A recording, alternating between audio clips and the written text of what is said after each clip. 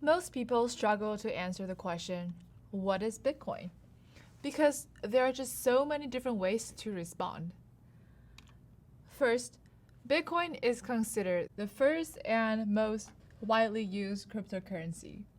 A cryptocurrency is a completely digital, decentralized currency that is built using principles of computer science, cryptography, and economics. The term Bitcoin refers to the protocol governing this currency. Second, Bitcoin lowercase refers to the actual units of the currency. A Bitcoin user will say that they have a certain amount of Bitcoins, which is similar to how we say we have a certain amount of dollars when referring to the US dollars. Third, Bitcoin is also the inspiration for the blockchain, which is the underlying data structure of this cryptocurrency. A data structure is a virtual format for organizing, retrieving, and storing information. The Bitcoin blockchain in particular stores the permanent history of all transactions to ever occur in the history of Bitcoin. It is an append-only ledger, meaning that any information added to the ledger cannot be deleted. But most importantly, Bitcoin is a cultural revolution. It is rooted in ideals from cypherpunks and libertarians. And Bitcoin represents a shift towards privacy and decentralization. This cryptocurrency is not backed by any central organizations, including government or companies. Instead, Bitcoin is built by the users and for the users. As we said, Bitcoin was inspired by the cypherpunk movement of the late 80s. Cypherpunks advocate for the protection of privacy using cryptography.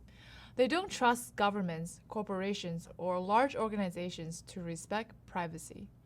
These points of centralization, in their opinions, accumulate a great deal of power over society by collecting unimaginable amounts of information from millions of users.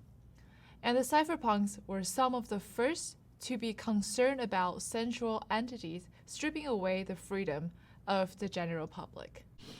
One massive point of centralization in modern-day society is the financial system, where banks govern the economies of entire countries. Several different companies and researchers attempted to make a decentralized or anonymous currency, but all of them failed.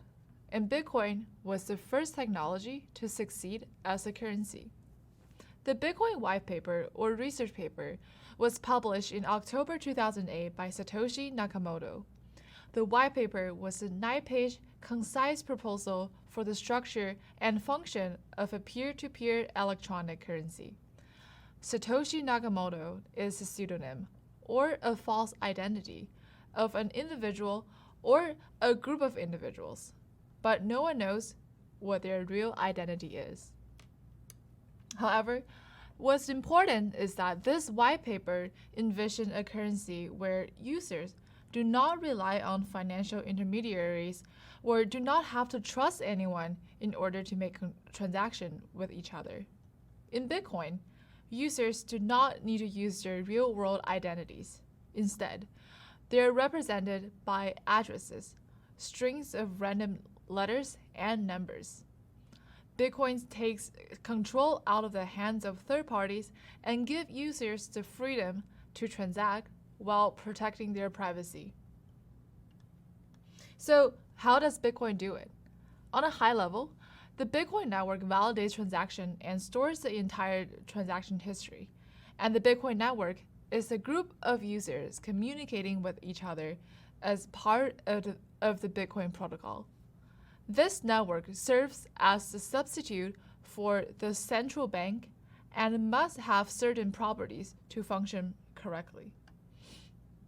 Bitcoin is trying to create an open and accessible cryptocurrency not subject to censorship or centralization. But what could be the problems? Well, there are no central parties to ask for information about users' accounts, and there's no one to really kick out anyone or censor malicious users. Decentralized networks generally suffer from these problems, leading to inconsistencies between parties and malicious messages infecting the network. The most popular attack is the double spending attack, where some value is used for more than it's worth. In real life, it's easy to prevent double spending, since dollar bills cannot be copied and pasted.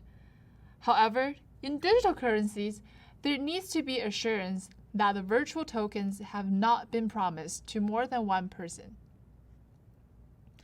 Bitcoin, as a technology, is trying to solve a very specific problem in the realm of distributed systems. When any node or computer within the network can come and leave as it pleases and behave however it likes, there are enormous possibilities for failures given the complete removal of centralization. And this is also why so many Bitcoin's predecessors have failed. So how does Bitcoin solve these problems? Bitcoin solves these problems through two things. First, the blockchain. Second, proof of work. Both of them are Satoshi Nakamoto's most popular and influential innovations. Because of these two things, anyone with access to internet and a computer can join the Bitcoin network. There are no banks or any equivalent of the Federal Reserve on the Bitcoin network. Instead, everyone can verify and audit the transaction history on their own. And even the creation of money is decided not by a central authority, but through the process of mining or proof of work.